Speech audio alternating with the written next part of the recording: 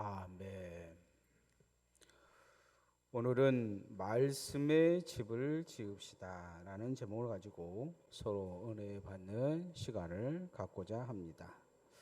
오늘 성경에는 성경의 대학자 에스라가 나옵니다. 이 에스라는 성도들이 잘 그렇게 주목하지 못한 인물 중에 한 사람입니다.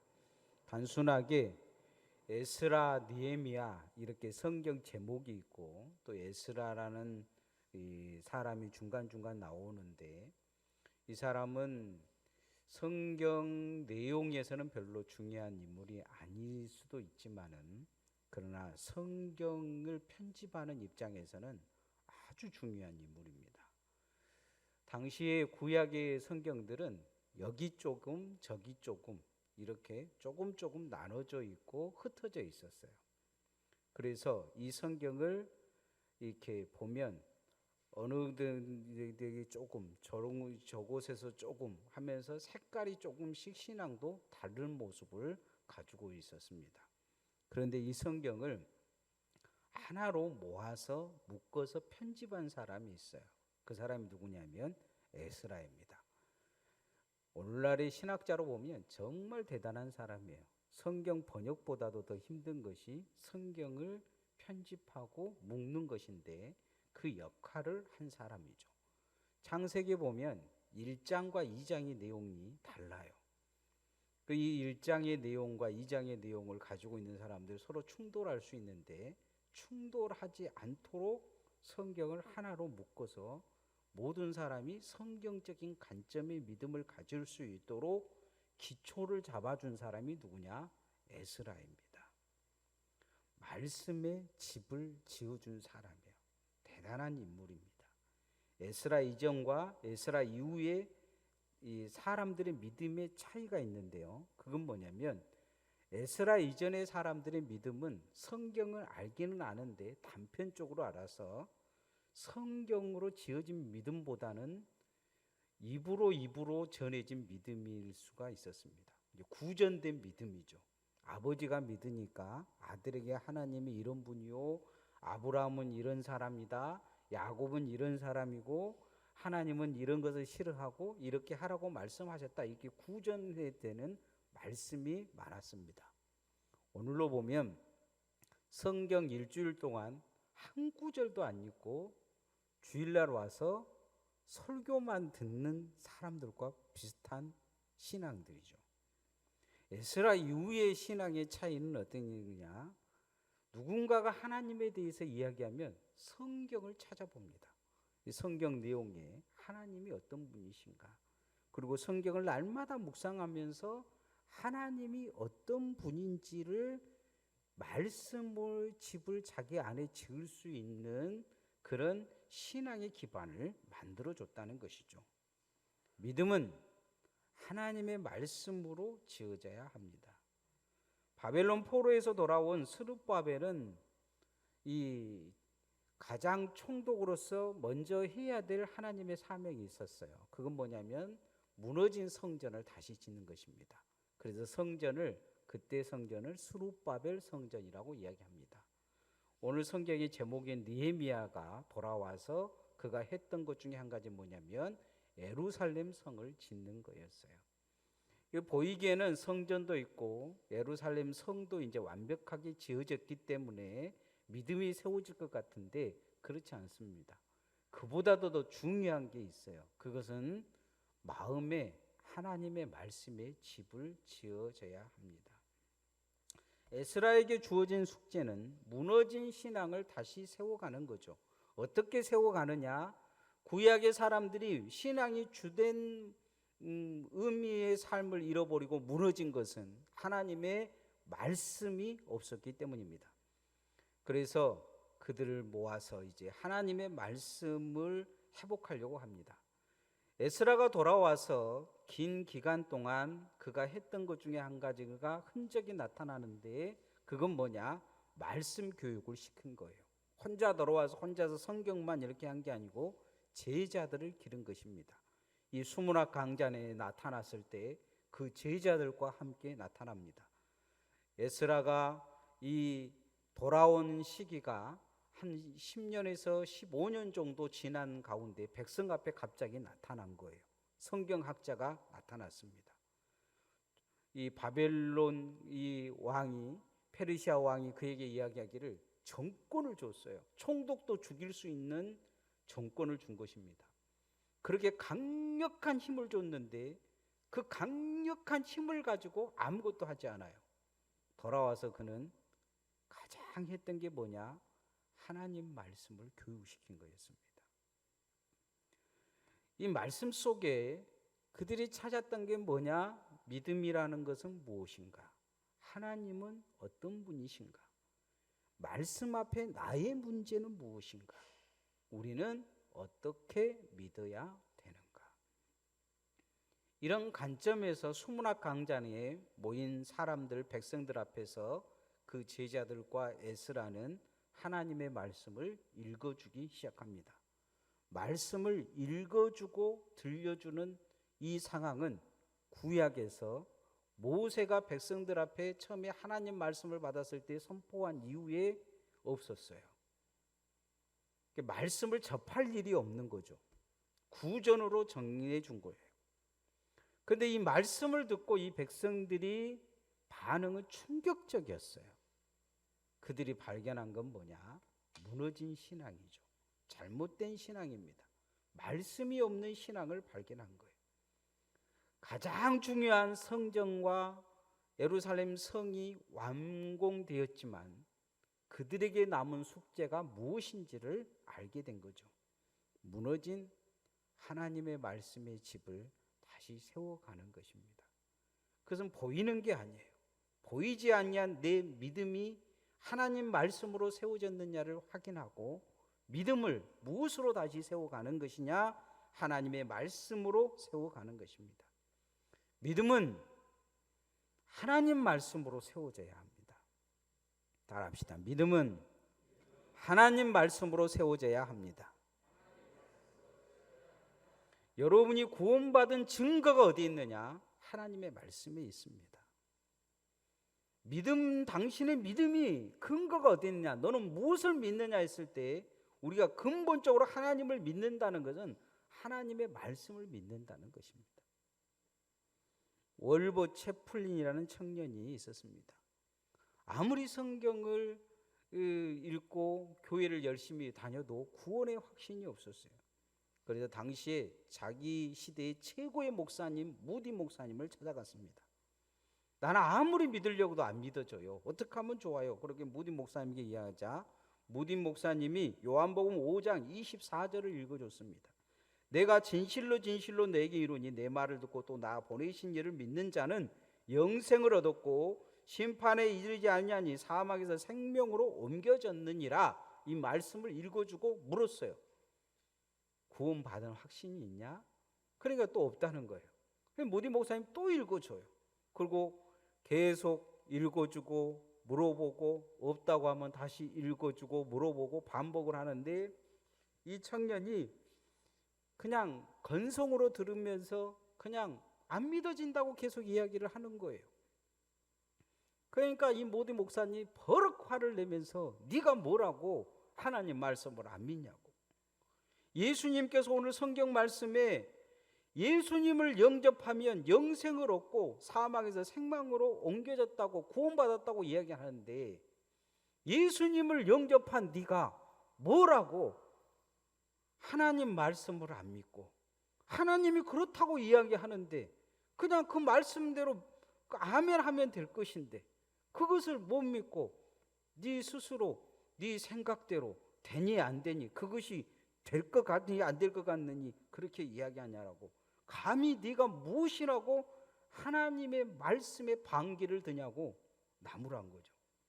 이 청년은 갑자기 충격을 먹었어요. 자기는 예수님을 믿는다고 하는데 성경을 안 믿은 것이죠. 이 청년은 다시 무디 목사님이 읽어주는 말씀을 자세히 들었습니다. 믿는 자는 영생을 얻었고 심판에 이르지 않으니 사망에서 생명으로 옮겨졌느니라. 읽어주자 그는 아멘 하는 것을 볼 수가 있습니다. 나중에 이 목사님이 돼서 이 청년은 하나님의 말씀을 중요함을 설교합니다. 그의 기초가 무너진 기초임을 발견하고 말씀의 집을 다시 지은 것이죠.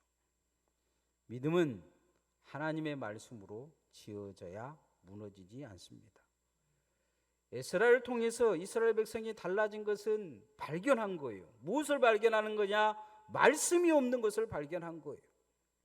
오늘날의 교인들의 가장 큰 특징은 말씀을 읽고 말씀으로 세워진 성도들이 있는가 하면 말씀이 없는 성도들이 많다는 거예요. 교회를 다니면서 하나님 말씀보다는 자기 생각이 더 많아요. 자기 마음이 더 많이 움직여요. 중요한 것은 교회 다니면서 오늘 목사님 설교가 어쩌고 저쩌고 이야기를 많이 하는데 하나님의 말씀에 기반되어서 그 말씀을 듣는 사람이 적다는 거예요.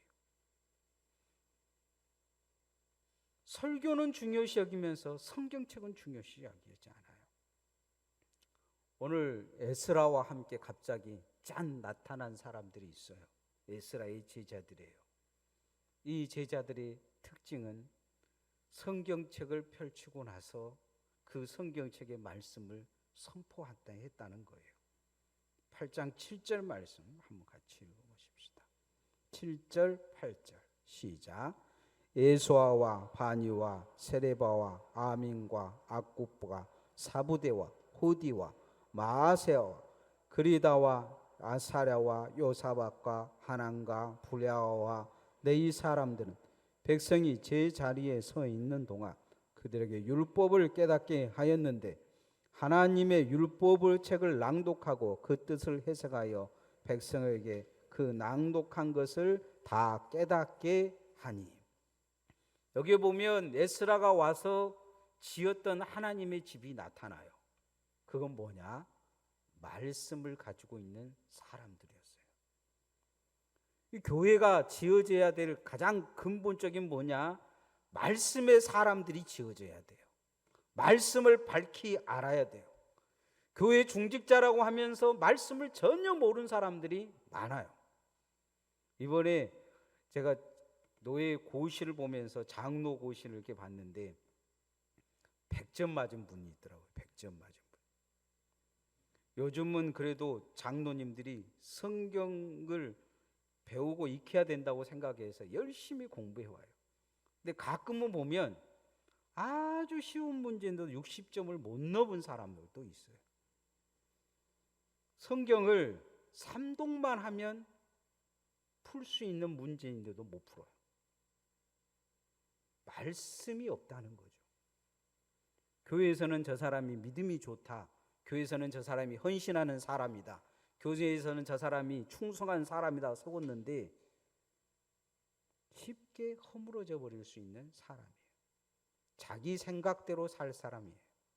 말씀이 없으면, 말씀이 기반되지 않는 신앙은 신앙이 아니에요. 말씀으로 지어진 믿음의 확신이 있어야 돼요. 오늘 성경에 보면 그 확신 가운데 말씀을 선포할 수 있는 수준으로 제자들이 올라온 거예요. 말씀의 집이 지어진 것이죠. 말씀의 집이 지어진 사람은 다른 사람을 도울 수가 있어요. 말씀이 지어지지 않는 사람은 다른 사람을 돕기는커녕 지어진 말씀의 집도 허물어 버릴 가능성이 있어요. 그래서 우리의 신앙은 날마다 하나님의 말씀을 묵상하고 읽어야 될 줄 믿습니다. 여러분, 구약의 어떤 성경을 들든지 말씀을 읽을 수 있어야 돼요. 교회를 오래 다녔다고 하신 분들이 성경책을 어느 곳에 읽으면 어디에 있는지 몰라서 띠적띠적해요. 구약을 말씀을 하면 신약을 띠적이고 신약의 말씀을 하면 구약을 띠적일 때가 있어요. 성경이 어디에 붙어 있는지를 모르는 거예요. 교회 와서나 성경책 읽기도 해요. 요즘은 화면으로 다 비춰주기 때문에 성경책을 아예 일주일에 한 번도 안 펼 수도 있어요. 말씀 없이 지어진 신앙은 정말 위험한 신앙이에요. 말씀 없이 신앙생활 하다 보면 어른들은 기복주의 신앙을 생활을 할 수가 있어요. 말씀 없이 신앙생활을 하는 사람이 기도를 깊게 하면 신비주의에 빠질 수가 있어요. 환상에 빠질 수가 있어요. 잘못된 신앙에 빠질 수가 있어요. 말씀 없이 신앙생활한 사람은 목사가 설교하는 것에 대해서 중요시 여기고 목사 따라 설교, 그 신앙생활 할 수가 있어요. 목사가 이곳에 가면 그곳에 따라가고, 그래도 강진은 적지만 서울은 교회가 많기 때문에 목사들이 쉽게 교회를 옮기는데, 목사들이 한 번씩 옮길 때마다 보통 1000명에서 2000명 된 교인 중에서 300명, 400명이 따라 움직일 때가 있어요. 말씀이 없기 때문이에요. 그건 어찌 보면 쉽게 세상이 함께 치면 무너질 수 있는 신앙이에요. 사사기에 보면 사사라는 사람이 딸을 자기가 잘못된 말을 서원을 해가지고 번제로 드리는 사람이 있어요. 삼손은 사사라면서 자기가 나실이라고 머리는 절대 안 깎고 그렇게 버텼지만 시체에서 꿀을 따다가 먹고 부모에게도 가져다 주고, 그놈을 또 수수께끼 내갖고 사람 죽이는데 애를 쓰는 모습을 보여줘요. 술집에 들어다니고 다니지 말아야 될 이 창기와 같은 여자를 또 마누라 삼기 위해서 애를 쓰다가 결국 머리가 잘려서 눈까지 뽑혀버리는 걸 보게 돼요. 무엇 때문이냐? 말씀이 그 삶에 없었기 때문이에요. 말씀의 집이 지어지지 않았기 때문이에요. 그 부모도 삼손을 키우면서 말씀으로 양육하지 않아요. 왜냐하면 말씀을 모르기 때문이죠. 나시리는 단순하게 머리를 자르지 않아야 된다고 그렇게 가르쳤던 것 같아요. 하나님의 말씀으로 지어지지 않는 사람은 모래 위에 지은 신앙과 같아요. 홍수가 나면, 쉽게 바람이 불면 쉽게 무너져 버릴 거죠. 그러나 말씀으로 지어진 믿음은 반석 위에 지어진 지름집 믿음과 같아요. 집과 같습니다. 무너지지 않습니다. 여러분, 날마다 하나님의 말씀을 묵상하시기를 소원합니다. 조금이라도 읽어야 돼요. 조금이라도 말씀을 묵상해야 됩니다. 여러분, 우리 교회 밴드에 보면 말씀 읽기 밴드가 있어요. 거기 와서 날마다 3장씩 읽어가신 분들도 있어요. 제가 한 넉 달간인가 구약에 대해, 신구약 성경에 대해서 아주 중요한 그 성경 공부를 올린 적이 있어요. 한 28명 정도 매주 들어와서 읽으셨던 것 같은데 11월 달부터는 또 새로운 것을 올릴 생각이에요. 중요한 것은 말씀으로 성도들이 지어져야 된다는 거예요. 교회에 다닌다면서 직분이 중요한 게 아니에요. 정말 중요한 것은 하나님의 말씀으로 지어진 사람이냐가 중요한 거예요. 특별히 직분자들은 말씀을 많이 읽으셔야 돼요. 그래야 오늘 성경처럼 다른 사람들이 말씀의 집을 짓는데 도와줄 수 있어요. 직분자들이 말씀의 집에 지어지지 않으면 말씀의 집을 지은 사람들을 무너뜨릴 수 있어요. 그 사람들이 신앙을 쉽게 방해하고, 그 사람들이 기도하는 걸 쉽게 방해하고, 말씀대로 사는 것을 쉽게 방해해서 교회를 엉망으로 만들 뿐만 아니고 신앙을 엉망으로 만들어줄 가능성이 있어요. 오늘날의 교회가 문제가 있다고 세상이 이야기하는 것은 세상적인 관점도 있지만은 정말로 하나님의 말씀대로 살지 않는다는 의미적인 이야기도 있어요. 그래서 우리는 말씀을 밝히 알고 말씀으로 지어져야 될 줄 믿습니다. 그러기에 말씀 앞에 내가 나타나야 돼요. 말씀 앞에 내가 비춰져야 합니다. 따라합시다. 말씀 앞에 내가 비춰져야 합니다. 사람들 자기 속을 잘 드러내지 않죠. 많이 이야기하다 보면 마음으로 이야기한 사람이 적어요. 머리로 이야기하죠. 무슨 말을 해야 될까? 평상시에는 이렇게 굴리지 않던 머리를 누군가 말할 때 막 굴려요. 그러잖아요. 여러분이 만난 많은 사람들 중에서 마음으로 말하는 사람을 얼마나 만나보셨는가요? 전번 한 주간 동안 마음으로 말하는 사람을 만나보신 적이 있는 거예요. 세상이 점점 마음으로 말하는 사람을 만나보기가 힘들어요. 왜요? 마음이 더럽기 때문이에요. 마음을 드러내려고 하질 않아요. 자기 욕심, 자기 죄, 자기 잘못을 드러내기가 싫으니까 머리로는 깨끗하게 말을 세탁할 수 있어요.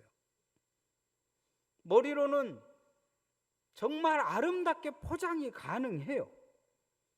그러니까 마음에서 올라온 말들을 머리에서 다 세탁해 가지고 입으로 꺼내놓은 거예요. 신앙을 우리가 잘못하다 보면 그럴 수 있어요. 그러나 하나님의 말씀은 우리의 마음에 들어오면 우리를 비춰줘요.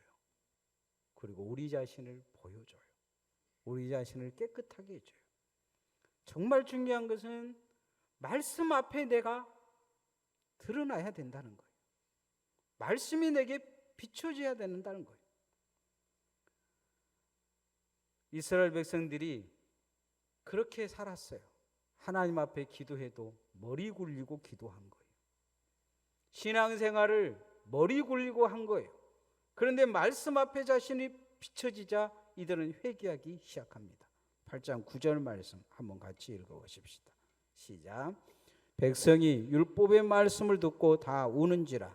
총독 느헤미야와 제사장 학사 에스라와 백성을 가르친 너희 사람들이 모든 백성에 이르기를 오늘은 너희의 하나님 여호와의 성일이니 슬퍼하지 말며 울지 말라. 이들이 정말로 슬퍼한 건 뭐냐? 말씀 앞에 자신의 죄들이 드러난 거예요. 실상이 드러난 것입니다. 그래서 말씀 앞에 철저히 회개한 거예요. 고쳐야 할 죄가 뭔지, 회개해야 될 것이 무엇인지 드러난 거예요. 여러분, 날마다 하나님의 말씀을 읽고 묵상함을 통해 여러분이 말씀 앞에 드러나기를 소원합니다. 말씀 앞에 비춰져야 돼요. 나는 어떤 인간인지, 나는 어떤 사람인지, 내가 어떻게 살아야 될 것인지, 내가 어떻게 변해야 될 것인지를 정확히 알아야 합니다. 말씀이 비춰지지 않으면 살인자가 될 수 있어요. 미국의 제1침례교회라는 곳이 있어요. 1959년 인디애나주 이 교회에서 강단을 향해 누군가 총을 쐈어요. 목사님이 맨날 회개하라 회개하라 외치니까 총을 쏜 거죠. 권총을 그냥 쏜 거예요. 정말 중요한 것은 우리가 말씀 앞에 자신이 비춰지지 않으면 하나님의 말씀을 들을 때 그 사람은 더 나빠진다는 거예요.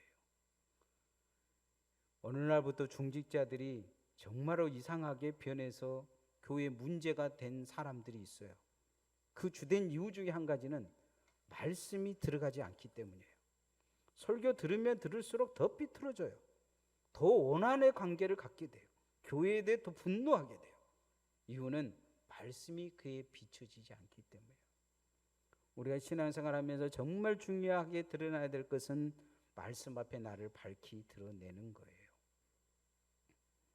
그래야 말씀이 응답돼요. 말씀이 응답된 믿음이 돼요. 따라합시다. 말씀이 응답된 믿음으로 성장해야 합니다. 유명한 음악가 모차르트는 이렇게 자기에게 음악을 배우러 오는 사람에게 물어봐요. 전에 누구한테 음악 배웠냐 안 배웠냐 그랬다면 배웠다 그러면 학비를 2배로 더 받았다고 해요. 안 배웠다고 하면 절반으로 깎아준 거예요. 그러니까 이제 음악을 배운 사람도 와서 투정하고, 쟤는 음악을 인자 배우는데 값을 더 많이 받고, 나는 누군가가 음악을 그렇게 많이 배워서 피아노도 칠 줄 알고 악보도 그릴 줄 아는데 저 사람보다 몇 배나 돈을 더 내고 다녀야 되냐 물어보니까 모차르트가 그러더라는 거예요. 저 사람은 고칠 것이 없고 지금 그냥 가르치면 되는데 당신은 누구한테 배워서 잘못 배워가지고 고쳐야 되니까 몇 100배의 수고가 더 든다. 그렇게 이야기하더란 거예요. 우리는 세상에서 너무 많은 것을 배워서 믿음이 들어온 사람들이 많아요. 어려서부터 차근차근 신앙의 교육을 받고 기도의 교육을 받고 말씀의 교육을 받고 잘 양육되어서 성장한 사람들이 거의 없어요. 부모가 신앙생활을 해도 한국교회가 요동을 쳤기 때문에 신앙생활이 요동치는 신앙생활을 가지고 있는 사람들이 많지, 정말 아름답게 성장한 사람들이 그다지 많지 않아요. 다시 말하면 고치려면 배가 드는 신앙들이 많다는 거죠. 그래서 우리의 신앙도 마찬가지예요. 믿음이 들어있다고 하지만 그 믿음이 정말 하나님이 원하는 믿음이냐, 하나님이 정말로 바라는 믿음이냐, 하나님께서 정말로 인정하신 믿음이냐, 이것을 정확히 들여다보기에 말씀으로 돌아가야 돼요. 어찌 보면 믿음이 있다고 한 사람 고치기가 제일 힘들어요. 기도한다고 하는 사람들 기도 고치기가 힘들어요. 성령 충만한다는 사람들 신앙생활 고치기가 힘들어요. 찬양 열심히 하고 찬양을 잘한다는 사람들 제대로 찬양하도록 고치기가 힘들어요. 어찌 볼 때는 불가능하다고 사람들이 생각할 때가 많아요. 이유는 말씀의 기반으로 성장하러 돌아가려고 하면 힘들다는 거예요. 우리도 정말로 말씀으로 돌아가야 돼요. 말씀의 응답이 되어진 사람이 돼야 돼요. 오늘 성경에 보면 말씀을 처음 들은 이 사람들 말씀에 돌아가서 삶의 방향을 바꾸는 모습이 나타납니다. 12절 말씀 한번 같이 읽어보십시다. 시작. 모든 백성이 곧 가서 먹고 마시며 나누어 주고 크게 즐거워하니 이는 그들이 그 읽어 들려준 말을 밝히 알미라. 이 느헤미야 공동체는 문제가 있었어요. 고리대로 서로 왼수같이 살았어요. 서로 미워하고 증오할 때도 있었어요. 성을 쌓으면서 다 참여했느냐? 그렇지 않아요. 어떤 사람들만 참여하고 어떤 사람들은 반대했어요. 어떤 사람들은 또한 방관하기도 했어요. 그러나 이 성이 쌓아지고 나서 모든 사람들이 모여서 지금 함께 말씀을 듣고 변화된 건 뭐냐? 그 반목했던 모든 것을 해결한 거예요. 용서한 거죠. 그리고 나누어 준 거예요. 저 사람이 일을 참여했어? 저 사람이 방관했어? 그러면서 배척하지 않았어요. 다 품어준 거예요. 내가 정말 열심히 일했어. 내가 최선을 다했어. 내가 이 일을 다 한 거야 하면서 자기의 주장을 드러내지 않았어요. 있는 사람은 없는 사람들과 함께 나누어서 먹고 마셨다는 거예요. 공동체가 하나 된 거죠. 말씀을 듣고 이들이 회개하고 회개로 끝난 게 아니고 말씀에 반응해서 말씀의 응답이 나타난 거예요. 우리는 기도하면 하나님이 내게 응답하시기를 원해요. 그러나 하나님은 우리에게 말씀하시고 우리에게 요구하신 건 뭐냐? 말씀의 응답을 요구하고 계시오. 말씀의 변화를 요구하고 계신 것이죠. 우리는 하나님 앞에 그렇게 응답되어지는 사람이 되어지기를 소원합니다. 창세전에 우리를 부르시고 택하시고 예정하셔서 오늘 우리가 구원받았습니다. 이게 말씀의 응답입니다. 그러나 이제 우리의 삶에서도 더 구체적으로 하나님이 이루신 일 중에서 위대하신 일이 내 삶에서 내가 믿음으로 응답해야 될 것은 뭐냐? 내가 말씀으로 돌아가고 말씀으로 사는 것입니다. 그러기 위해 말씀의 집을 지읍시다. 말씀으로 지어진 믿음을 가집시다. 말씀 앞에 자신을 드러내십시다. 성경책이 여러분을 보고 싶지 않다고 할 정도로 성경책을 들여다봐야 합니다. 날마다 하루에 한 장이라도 아침에 일찍 일어나서라도 아니면 저녁에 잠자기 전이라도 성경책을 읽읍시다. 여러분의 자녀에게 하나님의 말씀을 읽고 묵상하는 모습을 보여주십시다. 그렇게 하나님의 말씀이 찾는, 하나님의 말씀이 정말로 아멘할 수 있는, 내가 아멘하는 게 아니고 하나님이 여러분의 삶을 보고 아멘할 수 있는 말씀에 응답된 삶이 되어지기를 소원합니다. 찬양하십시다.